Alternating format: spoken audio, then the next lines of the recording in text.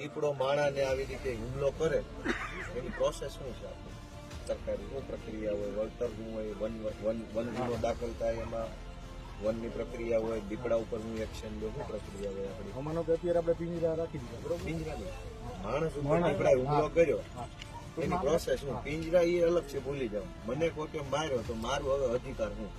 એને આપણે ટૂંકમાં સરકાર દ્વારા જે કઈ ઈજાના અમુક ઈજાઓ ઈજાના ભાગરૂપે વળતર મળે એ આપણે 10%, 20%, 30% એ સરકારના નિયમ પ્રમાણે. બરાબર.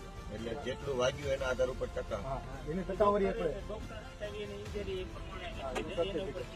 એ લોકો અમને વળતરનો પાક છે. પછી માણસને એ તો રૂપિયા આપે, પણ કઈ રૂપિયા આપે તો લાખો થોડો મારવા દે. હાલો 2 લાખ આપું દે તો મારી લેવું.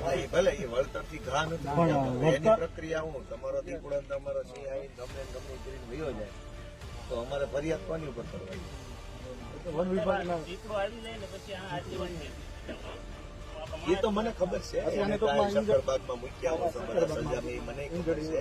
માણસ મરી ગયા પછી કઈ પાછો આવવાનો? મરી ગયા નહીં, મારી નાખ્યા પછી આપણે એમ પ્રોસેસ જાણવાની છે આપણે કે પ્રોસેસ શું છે, માણાનો અધિકાર શું છે. મેં સારવાર કરાવી, ટાંકા આવી ગયા, તમને 5000 રૂપિયા આપ્યા, એ સમજી ગયા.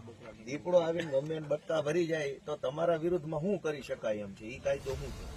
એટલે વન વિભાગ દ્વારા કઈક એવી વધારે કઈક અમે કામગીરી કરીએ ટૂંકમાં પિંજરા કઈક એ રીતનું રાખીએ ને એ રીતનું પ્રોસેસ કરીએ. બીજું તો કઈ વન્ય પ્રાણી તો ગ્રામજનોને આપણે સમજાવીએ,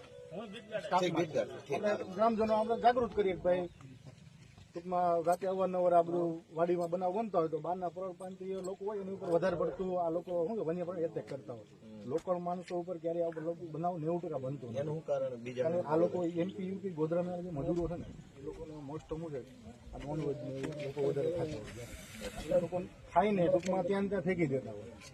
એટલે સરખા ટૂંકમાં હાથ સાફ ન કરવા માટે ટૂંકમાં સ્મેલના હિસાબે વધારે પડતું આવું એટેક બનતો હોય. આ લોકલ માણસો ઉપર ક્યારેય લગભગ રેર કેસમાં 5 થી 10% જેવું બનતું હોય. આવું થાય છે ખરું? એવું હોય?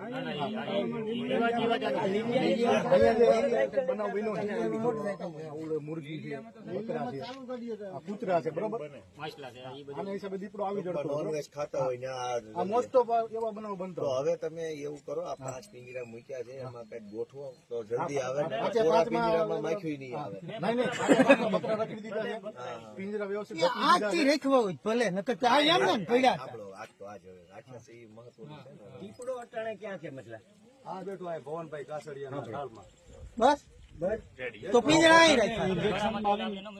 આવી જાય, યાદ આવી જાય. બકરું બોલતું તમે સાહેબ, મારું કહેવાનું મતલબ એવું છે કે બકરું બીમાર જેવું ગાલતા નહીં. સારું બકરું ગાલો એટલે 10 વાગ્યામાં ઈ દીકરો આવી જાય. બોલે એવા બોલે બધા પિંજરામાં ઠકવી એવું લાગે તો પછી થોડું અંધારું જેવું થાય ને બાંધો તો અવાજ આવે ને. એવું લાગે અંધારું થાય બ્લોક કરાવી દેવું એટલે હું અવર જવર કે અવાજ ન થાય, લાઈટો બંધ થઈ જાય.